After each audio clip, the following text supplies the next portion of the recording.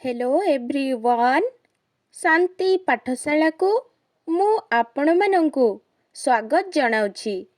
आजिकार एही नुआ वीडियो रे आमे आलोचना करिबा महिला दिवस उपलक्षे एक सुंदर भाषण।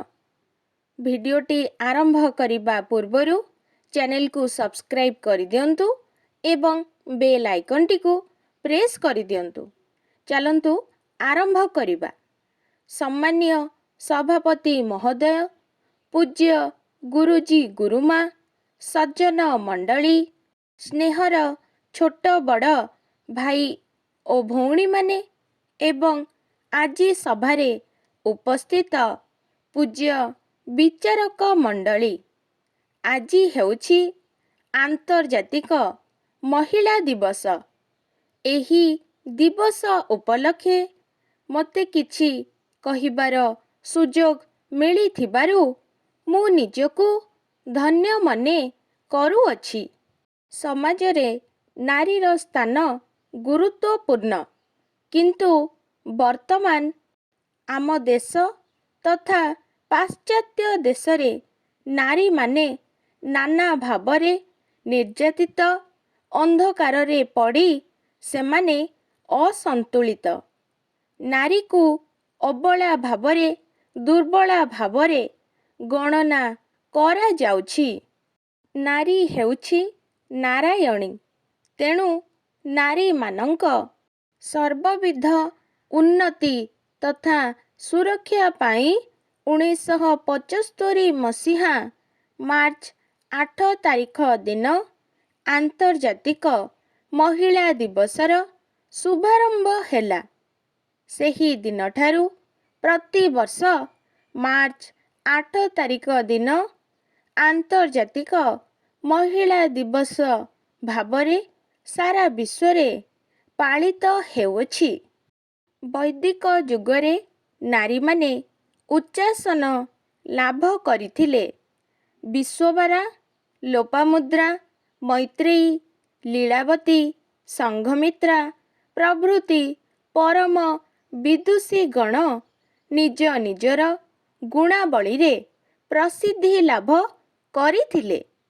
मध्य युगरे दुर्गावती, पद्मिनी, मीराबाई प्रभृति महियसी नारींकर अवदान अविस्मरणीय अटे। भारतर स्वाधीनता संग्राम रे झांसी राणी लक्ष्मीबाई, अहल्याबाई प्रभृतिंक कार्य बेस रक्त रंजित। सेमानंक द्वारा आम देश गौरवशाली होई पारिछि। जिजाबाईंक गर्भरु छत्रपति शिवाजी, सची देवींक गर्भरु श्री चैतन्य भूमिष्ठ होई विश्ववासींको नुआ आलोक देखाइथिले। श्रीकृष्णंक माता यशोदा, जीशुंक माता मेरी, गौतम बुद्धंक माता त्रिशला, मोहम्मदक माता अमीना आम पाई जणे जणे नारायणी। अबला नुहंती, दुर्बला नुहंती, सती साध्वी देवी सीतांक त्याग को किए अस्वीकार करि पारिब। द्वादश शताब्दी बेलको नारी को भोग विलासर माध्यम रूपे ग्रहण करागला। बाल्य विवाह, सतीदाह प्रथा, बहु नारी विवाह, परदा प्रथा, नारी निर्यातना, यौतुक जुईरे अनेक नारी जली थिले। नारी पुरुषर खेलना कंढेई हेला। नारीर स्वाधीनता क्षुण्ण हेला।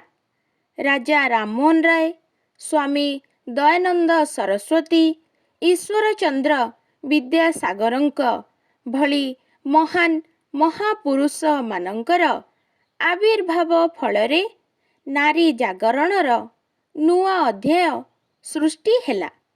सेमानंक उद्यम फलरे समाजरू नारी निर्यातना बहु संख्यारे कमिबारे लागिला।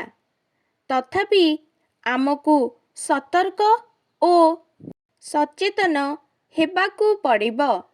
ଆଜି ମଧ୍ୟ ଆମ ଆଖି ଚାରିପଟେ ଅଗୋଚରରେ ବହୁ ସଂଖ୍ୟାରେ ନାରୀ ନିର୍ଯାତିତ ହେଉଛନ୍ତି। ସେମାନଙ୍କୁ ନ୍ୟାୟ ପ୍ରଦାନ କରିବା ଲାଗି ଅନେକ ସଂସ୍ଥା ରହିଥିଲେ ମଧ୍ୟ ଲୋକଲଜ୍ଜା ଭୟରେ ସେମାନେ ନୀରବ ରହିଯାଉଛନ୍ତି। ନାରୀ ନିର୍ଯାତନା ଶୁଣିଲେ କିମ୍ବା ଦେଖିଲେ ଏହାର ଦୃଢ଼ ପ୍ରତିବାଦ କରିବା ଉଚିତ। ସର୍ବଶେଷରେ ମାତୃଜାତି ପ୍ରତି ମୁଁ ମୋର ଆନ୍ତରିକ ଶ୍ରଦ୍ଧା ସମ୍ମାନ ଜ୍ଞାପନ କରି ମୋର ବକ୍ତବ୍ୟ ଏହିଠାରେ ଶେଷ କରୁଅଛି। ଆଜିକାର ଭିଡ଼ିଓଟି ଆପଣଙ୍କୁ କିପରି ଲାଗିଛି କମେଣ୍ଟ ମାଧ୍ୟମରେ ନିଶ୍ଚୟ ଜଣାଇବେ ଏବଂ ଲାଇକ୍ ସେୟାର ସବସ୍କ୍ରାଇବ୍ କରିବାକୁ ଜମାରୁ ଭୁଲିବେନି। ଧନ୍ୟବାଦ।